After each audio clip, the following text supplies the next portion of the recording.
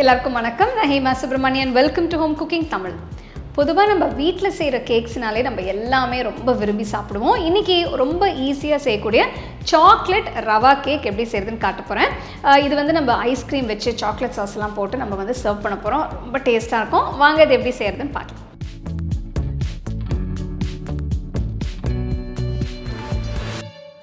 இந்த டேஸ்டியான கேக் செய்ய ஒரு பெரிய பவுலில் 1/2 கப் மைதா, 1/2 கப் ரவை, 3/4 கப் சர்க்கரை, 1/4 டீஸ்பூன் உப்பு, 2 teaspoon baking powder, 1 teaspoon baking soda, 1/4 cup cocoa powder எல்லாத்தையும் ஒன்றா சேர்த்து நல்லா கலந்து வச்சுக்கலாம்.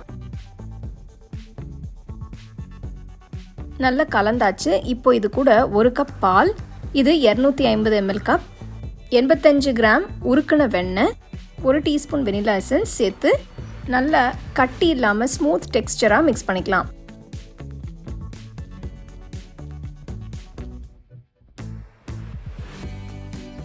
ஒரு கேக் டின் எடுத்து எல்லா பக்கமும் வெண்ணெயை தடவி கிரீஸ் பண்ணிக்கோங்க.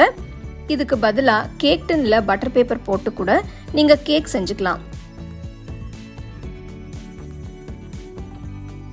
தடவன வெண்ணெய் மேலே லேசாக கொஞ்சம் மைதா மாவு எல்லா பக்கமும் படுற மாதிரி தூவி விடுங்க. இப்போது நம்ம ரெடி பண்ணி வச்சுருக்கிற கேக் மிக்ஸ்சரை கேக் டின்ல ஊற்றிடலாம். கேக் மிக்ஸ்சர் எப்படி போரிங் கன்சிஸ்டன்சியில் இருக்குன்னு பார்த்தீங்களா? இப்படி இருந்தால் தான் நல்லா கேக் சாஃப்டாக வரும். இப்போ கேக் டின்னை மைக்ரோவேவ் அவனில் வச்சு பேக் பண்ண போகிறேன். அவனை 180 டிகிரி செல்சியஸில் 15 நிமிஷம் ப்ரீ ஹீட் பண்ணி கேக்கை வச்சுட்டு அதே டெம்பரேச்சரில் ஒரு 45 நிமிஷம் பேக் பண்ணணும். 45 நிமிஷம் ஆயிடுச்சு. அவன்லேருந்து வெளியில் எடுத்து ரூம் டெம்பரேச்சர் வர வரைக்கும் ஆற விடலாம். ஆறுனதும் கேக் டின் மேலே ஒரு பிளேட்டை வச்சு டர்ன் பண்ணி டின்னை லேசாக டேப் பண்ணோம்னா கேக் ஒட்டாமல் அழகாக வெளியில் வந்துடும்.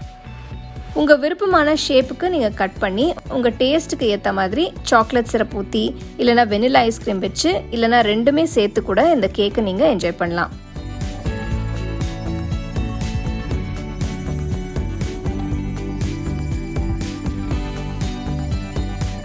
மேலே கொஞ்சம் சாக்லேட்ஸை துருவி சேர்த்திங்கன்னா இன்னும் ரிச்சாகவும் டேஸ்டியாகவும் இருக்கும். டேஸ்டியான சாக்லேட் கேக்கை வீட்லேயே செஞ்சு சாப்பிட்டு என்ஜாய் பண்ணுங்கள்.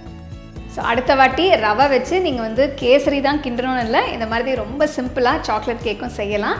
ரொம்பவே நல்லாயிருக்கும். கண்டிப்பாக நீங்கள் ட்ரை பண்ணி ரசித்து சாப்பிடுங்க.